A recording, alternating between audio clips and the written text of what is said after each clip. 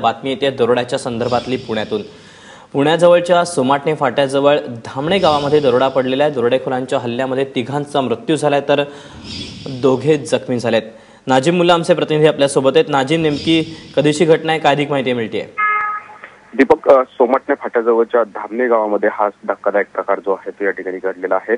दरोडा टाकण्यासाठी काही दरोडेखोर या ठिकाणी घरात घुसले आणि त्यामध्ये नेमकं काय घडलं हे अद्याप अस्पष्ट असलं तरी यामध्ये आई वडील आणि मुलाची जी आहे ती जागीच हत्या करण्यात आली आहे। धारदार शस्त्राने त्यांच्यावरती वार करण्यात आले आहेत, त्यामध्ये त्यांचा मृत्यू झालेला आहे। तर दोघे जण गंभीर आहेत, त्यामध्ये सून आणि नातूचा समावेश असल्याची माहिती जी आहे ती अद्याप समोर येते। परंतु नेमकं या हल्ल्यामध्ये कशा प्रकारे हल्ला झालेला आहे, किती हल्लेखोर होते हे अद्याप अस्पष्ट आहे आणि घरातून काही गेलंय का हेही अस्पष्ट आहे। तळेगाव पोलीस जे आहे ते घरामध्ये आत्ताच पोहोचलेले आहेत आणि हा प्रकार कसा घडला, कोणी केला याचा शोध जो आहे तो तळेगाव पोलिसांकडून केला जातोय। परंतु जो प्रकार घडला आहे तो निश्चितच धक्कादायक आहे।